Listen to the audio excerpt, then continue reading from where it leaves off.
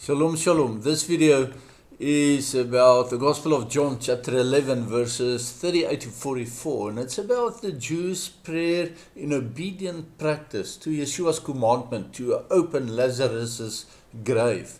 I'll read the text and briefly explain to you as I normally do. So Yeshua, again deeply troubled within himself, came to the tomb of Lazarus. It was a cave and a stone was lying against it. Yeshua said, "Roll away the stone." Martha, the dead man's sister, said to him, "Master, by this time he stinks. He has been dead for 4 days." Yeshua said to her, "Didn't I tell you that if you believe, you would see the glory of God?" So they rolled away the stone. Yeshua lifted up his eyes and he said, "Father, thank you that you have heard me. I knew that you always hear me, but because of this crowd standing around, I said it, so that they may believe that you sent me." And when he had said this, he cried out with a loud voice, "Lazarus, come out." He who had been dead came out, wrapped in burial clothes, binding his hands and feet with a cloth over his face, and Yeshua told them, "Cut him loose and let him go." Yes, Yeshua commanded to open Lazarus' grave, and after Martha's initial objection, the people did so. They did what Yeshua commanded and they rolled away the stone. Our Bibles are filled with Yeshua's commandments written by Moses and by the prophets and by the psalmist and by the other authors. But in many cases we do not listen and obey as these Jews who came to mourn Lazarus did. We much prefer to listen to silver-tongued lying preachers who tickle our ears with pleasantries, much like their false god whom we read about in Genesis chapter 3. He did the same. He perfected the technique and they still copy and paste it as their practical theology. Okay, in rolling the stone away to open Lazarus' grave, these mourners followed what God commanded them to do. And in the process, they also rolled the stones out of their own hearts.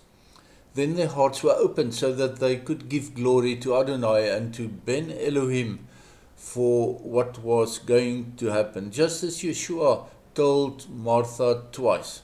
This contains a promise for us end-time believers as well, that when we follow Adonai Yeshua's commandments in the Bible, then our hearts and our spirit eyes will be progressively opened so that we will witness how He restores lives and we will give glory to Elohim as well. Stone in Hebrew is Evan, and Eben, because Bet and Vet is the same letter in the Hebrew alphabet. It's easy to see that Evan, or Eben, if you like, but it makes it simpler to follow. It's easier to see that Eben or Evan contains Ben. Ben means the son. In Hebrew, the opening letter of Evan is an Aleph. The letter Aleph represents Elohim in several ways, and I'll be happy to explain it if anybody asks me to. But it relates to Aleph being gematria of 1, but if you write it out as a word, then it's gematria of 111, 3 in 1. It also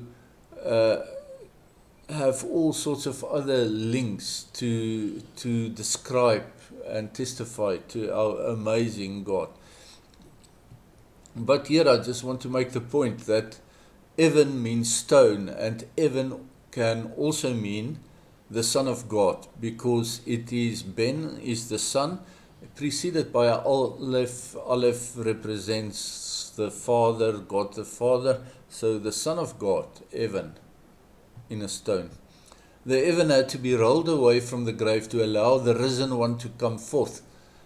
The stone in your heart also has to be rolled away so that the risen one can come forth in your life to bring forth new life in you. And the same applies to me, of course.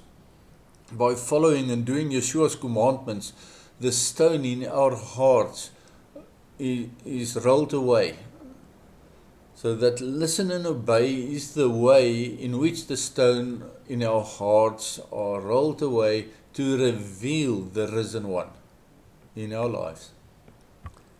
And with that, I bid you shalom, shalom. I trust that gave you food for thought.